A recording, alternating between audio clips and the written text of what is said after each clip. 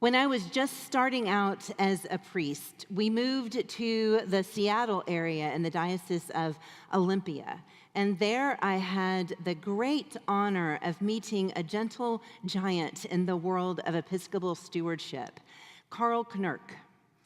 Carl had 5 simple steps for financial discipleship, and I've quoted him many times, and hearing them truly changed my understanding of how we live in faithful stewarding of our gifts.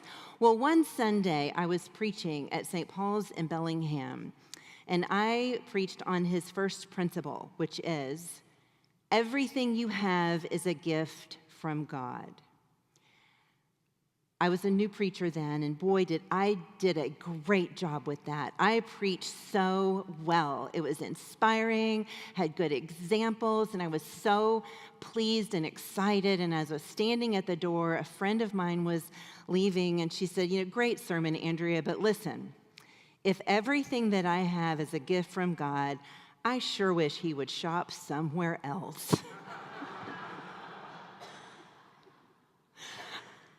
And we know everything is a gift from God, but we also know how sometimes those gifts are messy and unpredictable and frustrating. Whew. And sometimes we can feel like, yeah, God, can you just shop somewhere else and give me a new set of gifts?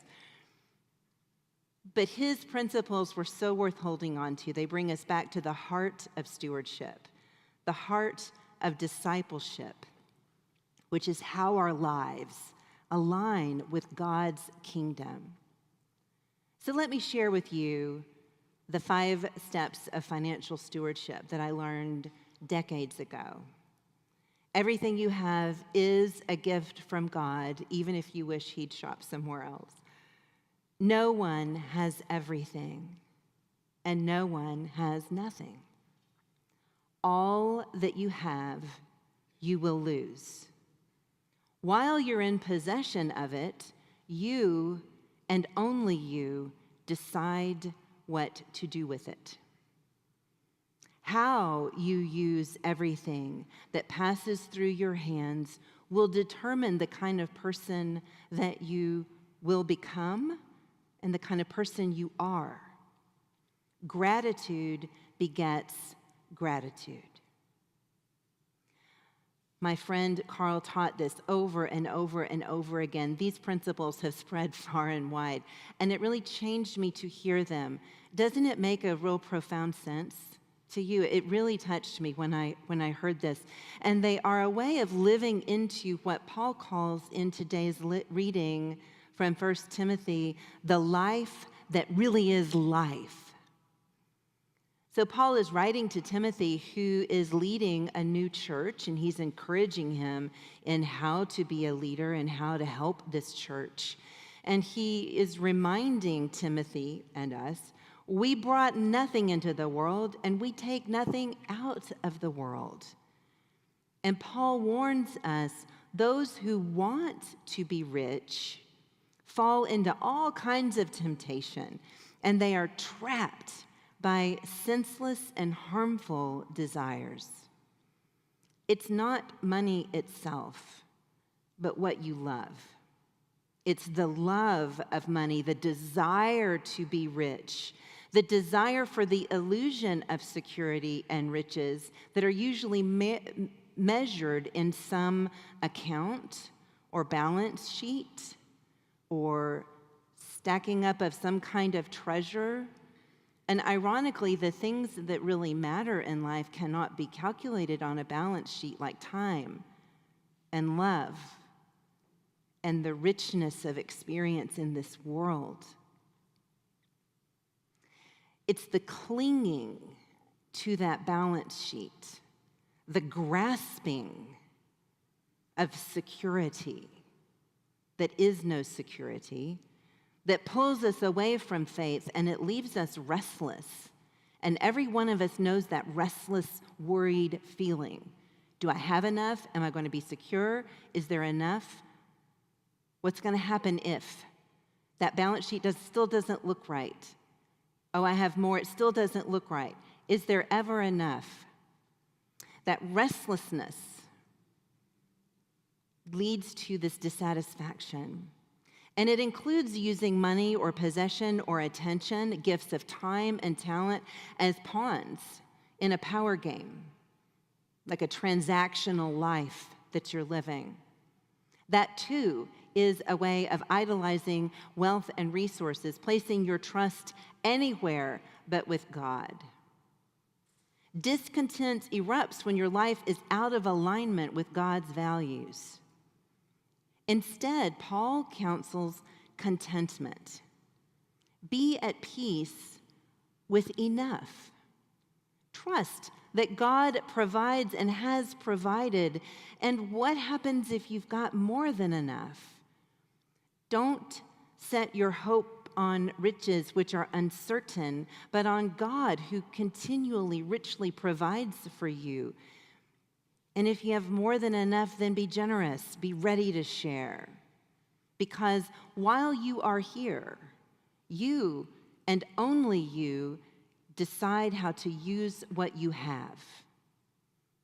How you use that will shape who you are and who you are becoming.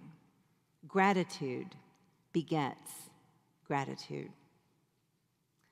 So, Jesus spoke more about wealth and money than anything else. There are people who count up the number of times he talks about this. I'm not one of the people who counts that, but it is a disproportionate amount of his time spent on wealth and possessions and money. It makes us uncomfortable because we'd rather talk about anything else. But he kept at it, didn't he? And maybe Paul was thinking about this parable when he's writing to Timothy. A rich man dined sumptuously every day, while Lazarus lies hungry and sick at his very gate. And after death, their fortunes are reversed. Lazarus is comforted, and the rich man is in torment.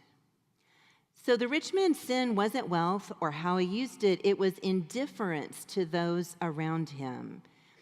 I guarantee you, if he thought Lazarus could have been helpful to him, he would have known his name and talked to him every day. He would have spoken with him. But the rich man never even saw him, even as he was stepping over him. He didn't speak to him or know his name or know anything about him. Even in torment, notice, he still treats Lazarus as if he's there to do his bidding. Did any of you pick up on that? He's like, Abraham, send Lazarus down because I'm thirsty. He needs to help me.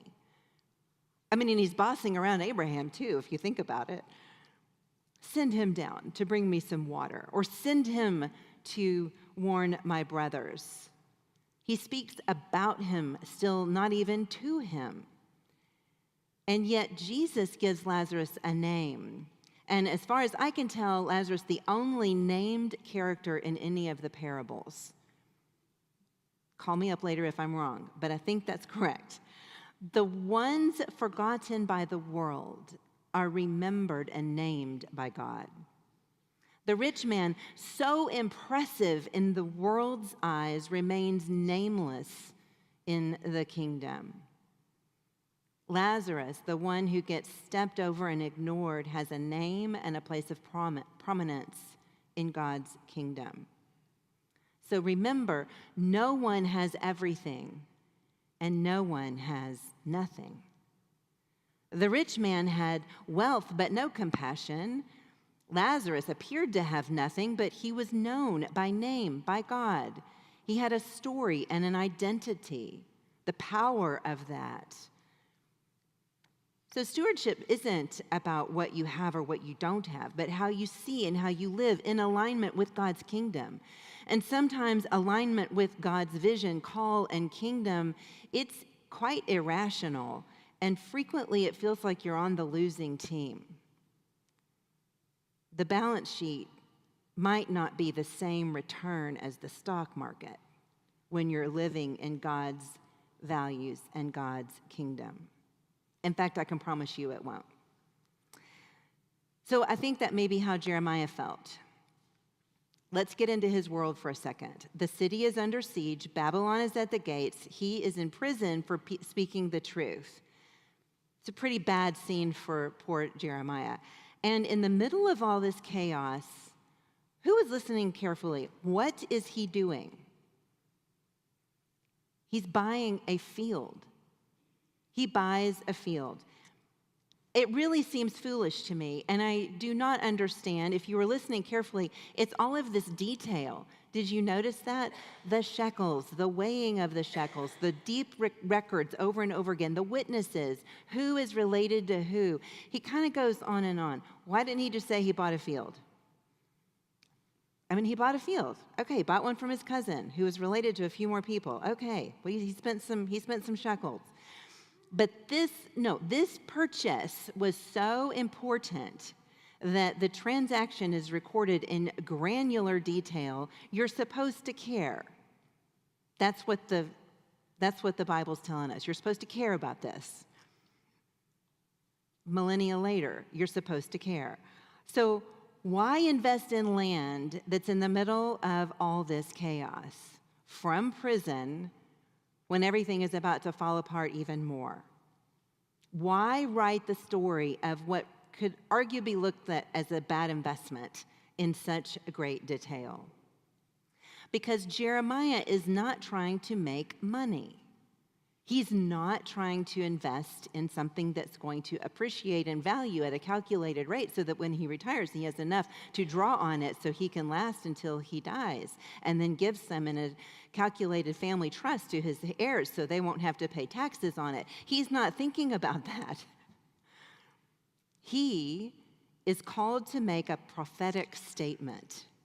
He signs the deed, he seals it, he puts it in the clay jar, and he declares, houses and fields and vineyards shall again be bought in this land. And he puts it in this jar so it will last a long, long time. He's not making an investment that's going to come around again next year. He's talking about something that goes way out beyond him, beyond his own personal life, beyond his heirs. He is investing in something that is so big, he can't even calculate it. But he's putting it in a jar so it will last a long, long time, and people will know what he did. Remember, all that you have, you will lose.